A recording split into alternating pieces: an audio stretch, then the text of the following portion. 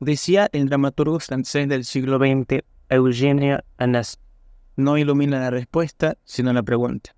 En este caso, la pregunta que nos ilumina es la de ¿cómo escribir un buen poema?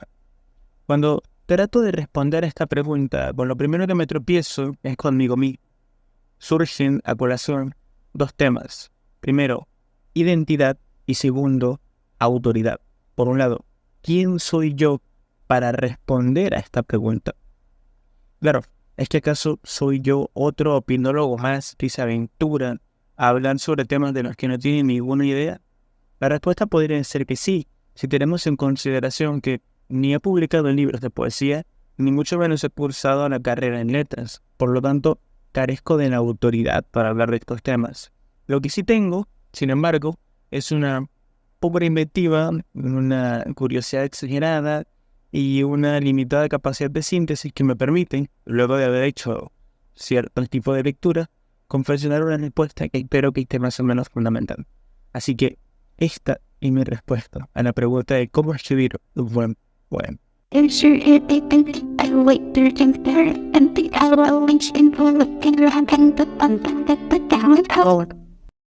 bueno, dado que yo no tengo la autoridad para hablar, no me queda de otra más que apoyarme en autores que sí tienen la autoridad para hablar. En este caso, en Stephen King. Y no utilizar este libro como referencia, de hecho solo lo mostró para vanidad. King tampoco tiene mucho que decir en el mundo de las poesías, pero en el mundo de las letras, de la escritura en general, sí que tiene mucho que decir y sí que lo ha dicho.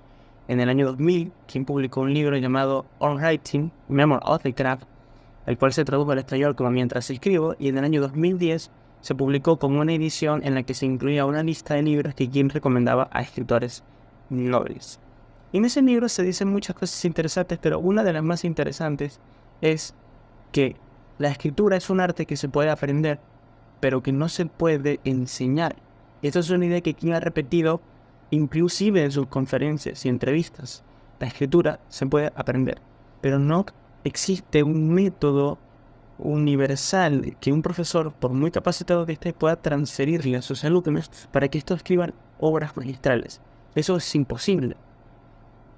Y dado que es imposible, hacemos la pregunta, entonces, ¿qué hacer? Pues nada, lo que nos corresponde hacer es buscar nuestra propia voz, buscar nuestro propio camino.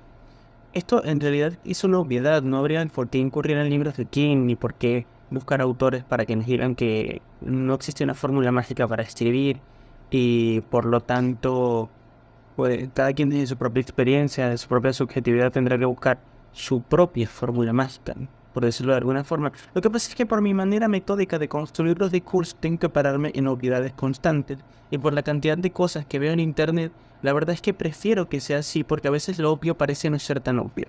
Entonces, bien, ya a esta pregunta de cómo escribir un buen poema, dado que no hay una forma universal, muchos escritores y poetas a lo largo de la historia han intentado responder a esa pregunta, han respondido a esa pregunta de sus propias subjetividades. Y aquí es donde nos paramos en lo que es el proceso creativo.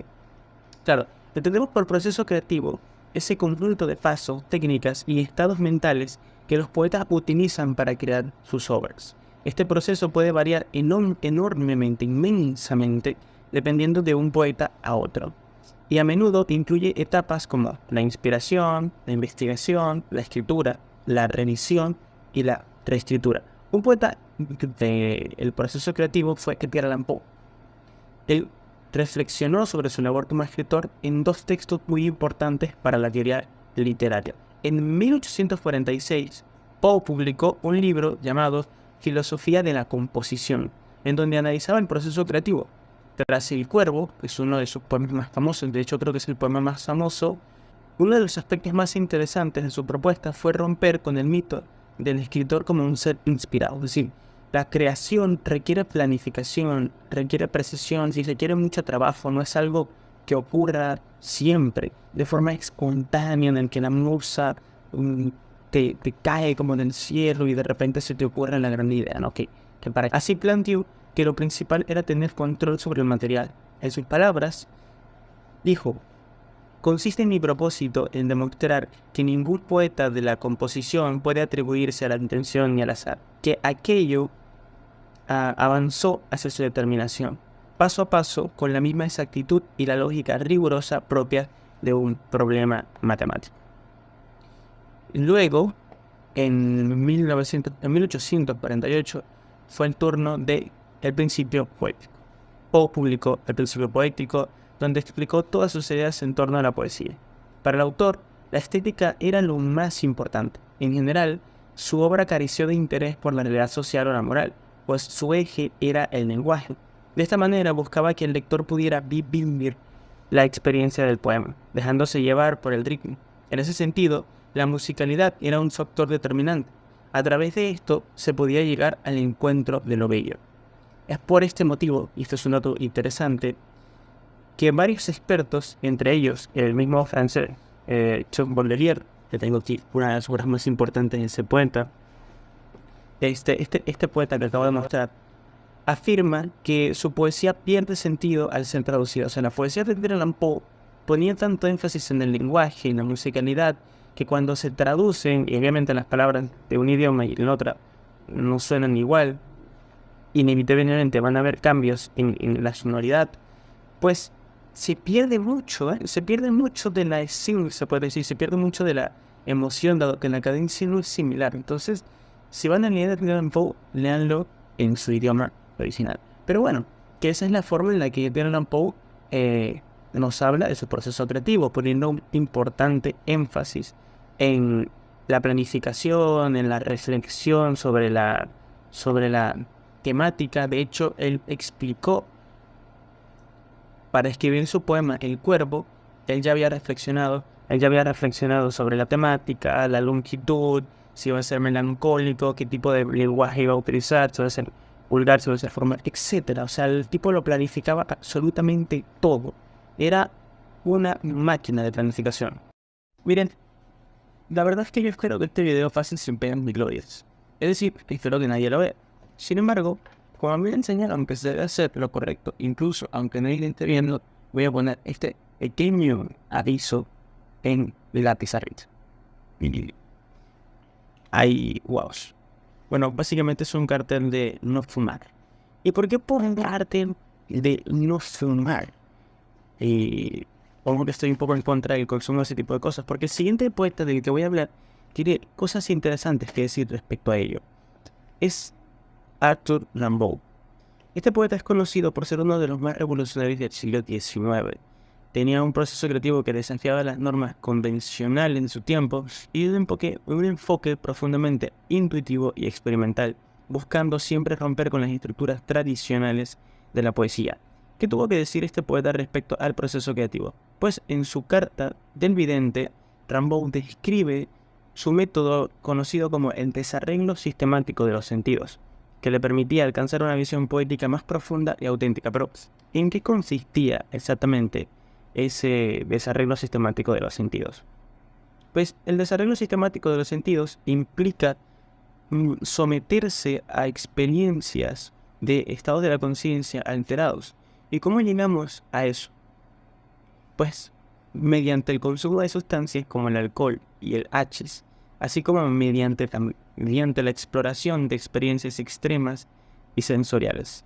Este proceso creativo lo menciono, y menciono a este poeta solo porque me parece curioso hacer la distinción entre lo que te puede decir un poeta como Edgar Allan Poe y lo que te puede decir un poeta como Arthur Rimbaud, que son dos enfoques totalmente distintos para alcanzar ese producto poético. Pero si todavía no te parece muy ocurrente lo de Rimbaud, déjame decirte que hay poetas todavía más ocurrentes. Y en este caso vamos a hablar de Tristan Tzara como último ejemplo para pasar con el siguiente tema. Tristan Tzara fue un poeta dada. Para el que no sepa qué es un poeta dada, es un poeta que pertenece al dadaísmo. Y el dadaísmo fue un movimiento artístico y literario que surgió más o menos a partir del año 1915 en el contexto de la Primera Guerra Mundial. Lo que hacían los dadaístas eran oponerse a todo lo racional, lo lógico, se oponían a la estética del capitalismo moderno, etc. ¿Y cómo lo hacían? Protestando con arte que básicamente exaltaba o elogiaba o se caracterizaba por ser ilógico, por ser irracional, por ser más bien ocurrente, en fin. Y este poeta, Tristan Tzara, escribió un poema en ese momento que se volvió muy popular en ese movimiento, y el poema consistía en ser más o menos un poema guía, en el que te decían que para escribir un poema lo que tenías que hacer es tomar recortes de un periódico, es decir, recortar las palabras de un periódico, irlas tomando al azar y luego irlas uniendo también al azar. De esa forma se escribía un poema, ¿verdad? Es decir, que si tú le hubieses preguntado hace más de 100 años a este poeta cómo escribir un poema, te hubiese dicho: recorta palabras de un periódico, revuélvelas, tómalas y ¡boom! Poesía. Tómalas y ¡boom! Poesía.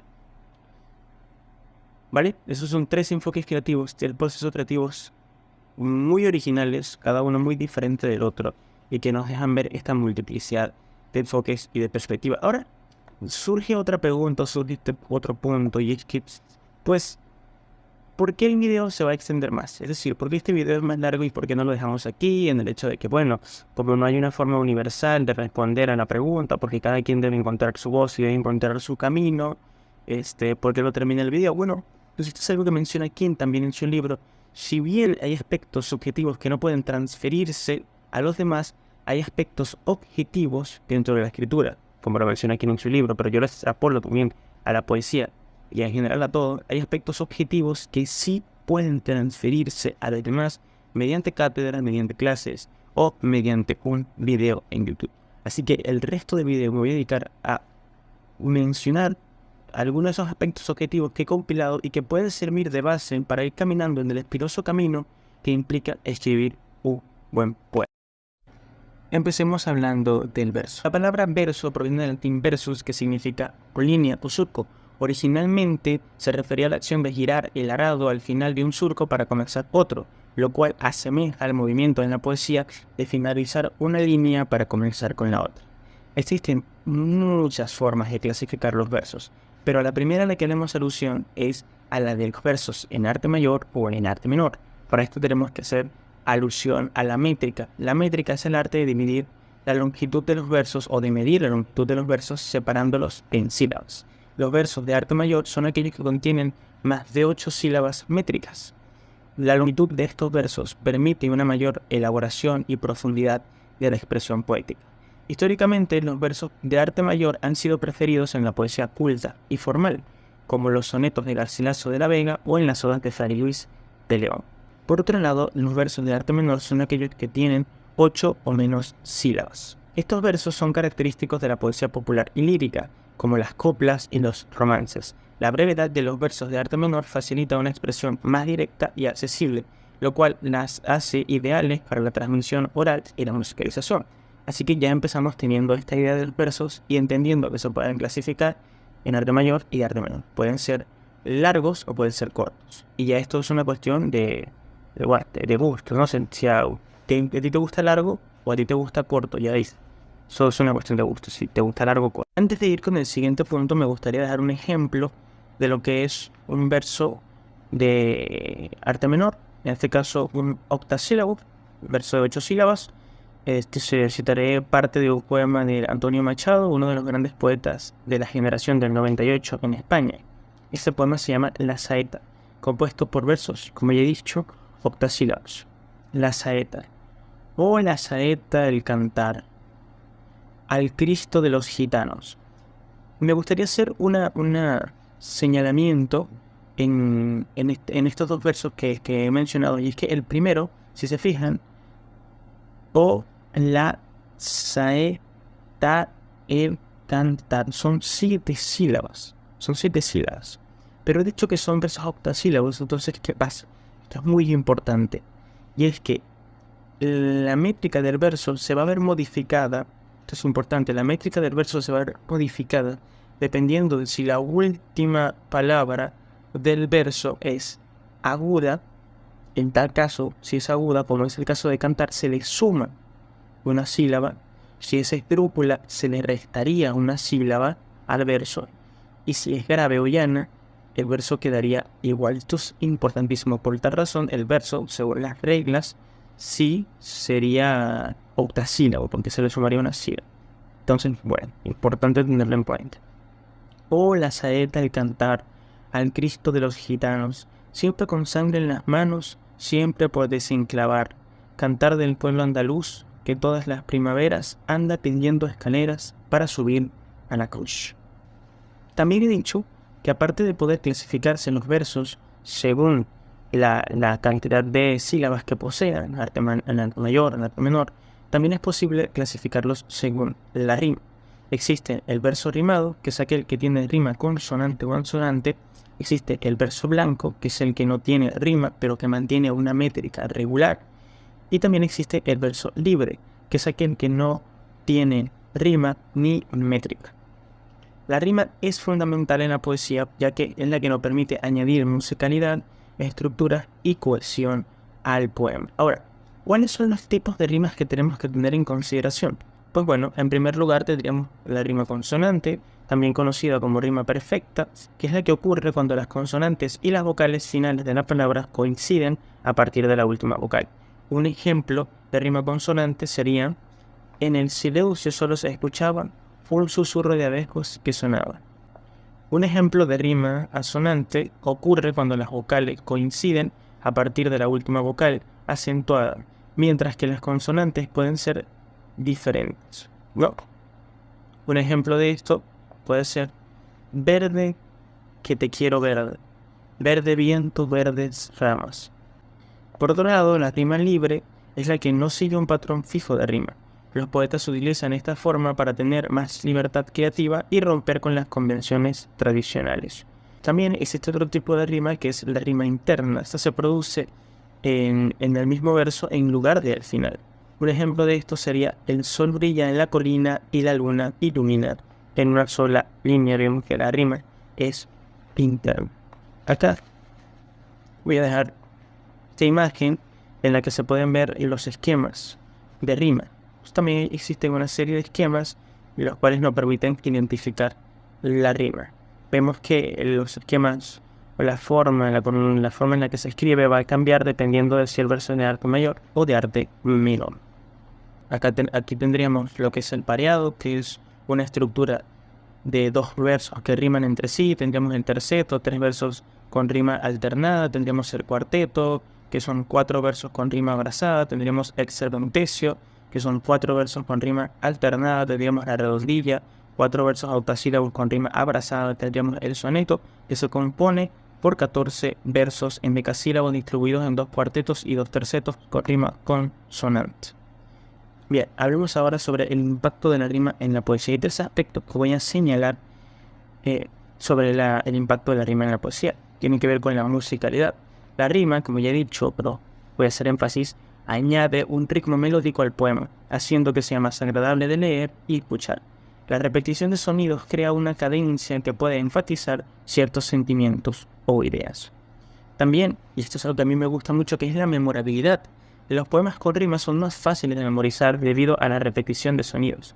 Esto es especialmente útil en la poesía oral y en canciones, pues la poesía, al tener este tipo de rimas, proporciona una serie de herramientas mnemotécnicas para que el lector pueda memorizarlo fácilmente. Y así todos nos acordamos de poemas como: juventud, divino tesoro, te vas para no volver, cuando quiero llorar no lloro, y a veces lloro sin querer, de Rubén Darío. Y también sirve para proporcionar la estructura y cohesión del poema. La rima puede proporcionar la estructura clara al poema, ayudando a organizar las ideas y a crear sentido de unidad. Ahora, con todo lo que hemos visto sobre el verso y los tipos de versos, podemos dar un gran paso a la poesía. Para efectos prácticos de este video vamos a hablar muy sumeramente sobre lo que es la poesía clásica y la poesía libre.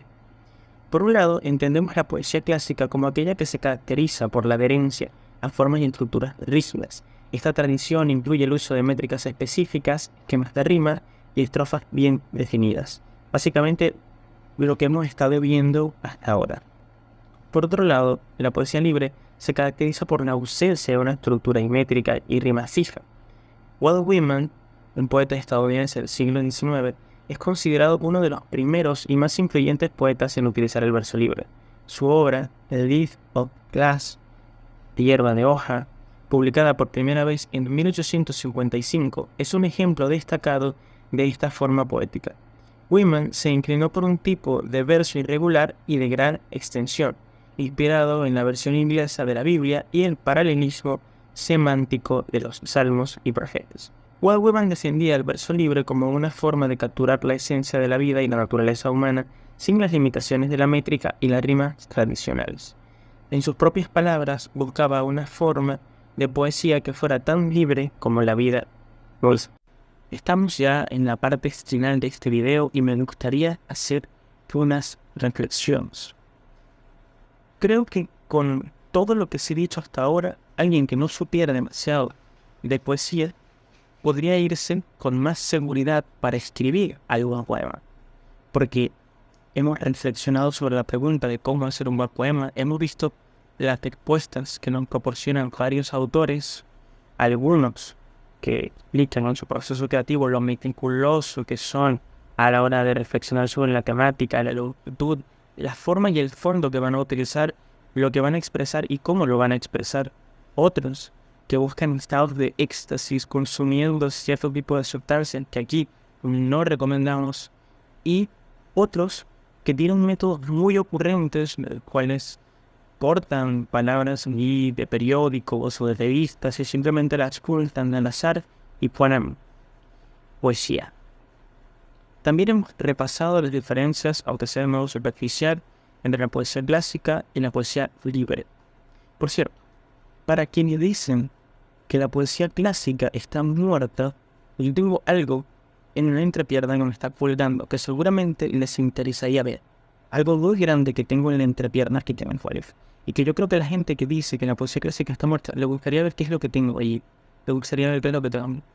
Y es este libro de poesía clásica, el cual está tan vivo que quema. Está tan vivo que queman. Porque la poesía clásica está vivísima. Está vivísima. Muertas están las neuronas de quien dice que la poesía clásica está muerta. Creo que es necesario estudiar todo este tipo de cosas para tener más seguridad a la hora de escribir poemas. Ya sé que alguno dirá que es bastante aburrido estudiar la métrica para saber la diferencia entre un octasílabo, una décima o cualquier tipo de forma poética en realidad. Así que a alguno le dirá que es aburrido estudiar entre el consonante y el asonante, entre la poesía clásica y la poesía libre, y que se aburren demasiado para eso. Pues yo le diría, abúrranse. Abúrranse. ¿Qué hay de malo en aburrirse? En un mundo hiperestimulado, aburrirse es tan muy bien. Es que aburrirse no es algo malo. Aburrirse es algo que estimula la creatividad. Es algo que fortalece la paciencia. Las mejores ideas, muy buenas ideas pueden ocurrir cuando estamos aburridos. Es que aburrirnos nos lleva a reflexionar, a pensar un poco. Es que tendremos que aprender a aburrirnos. Si me van a decir que estudiar este tipo de cosas o cualquier cosa les aburre, pues abúrranse. ¿Y lo mal? ¿Y lo mal? Estamos muy bien acostumbrados a que todo tiene que disfrutarse.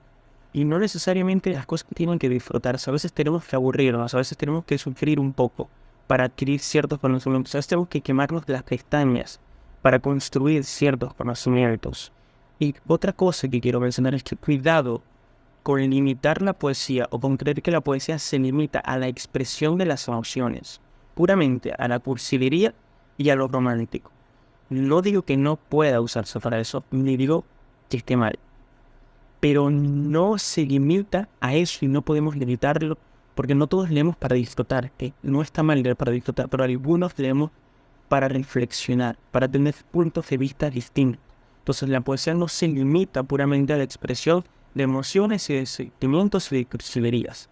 Porque como diría Antonio Machado, la poesía es otra forma de filosofía. La poesía es filosofía en verso. Como diría Gabriel Zelaya, la poesía es un arma cargada en el futuro, como él lo hacía, utilizando la poesía como una manera de transformación social. Como diría Cancerbero, la poesía es una guía para la acción. La poesía la utilizaba Cancerbero como una forma de protesta contra las desigualdades sociales, contra la violencia, contra las corrupciones del gobierno. Entonces la poesía es un arma demasiado poderosa. Miren, yo he estado leyendo que Triunfo para una perla muerta, que es un poemario de Francisco Nicolás Castillo de hace décadas. Lo escribió. y habla sobre la situación social, política que vivió un Estado hace décadas. Yo leyendo poesía he podido reflexionar y tener nuevas perspectivas sobre la historia y la política de mi país. Entonces, mucho cuidado, porque la poesía no es solamente sentimiento y ya, que la poesía se puede utilizar para tener enfoques extraordinarios, porque la poesía es una manera de objetivar ideas y de expulsarlas de forma tal que no hay frontera ni tiempo que las detenga.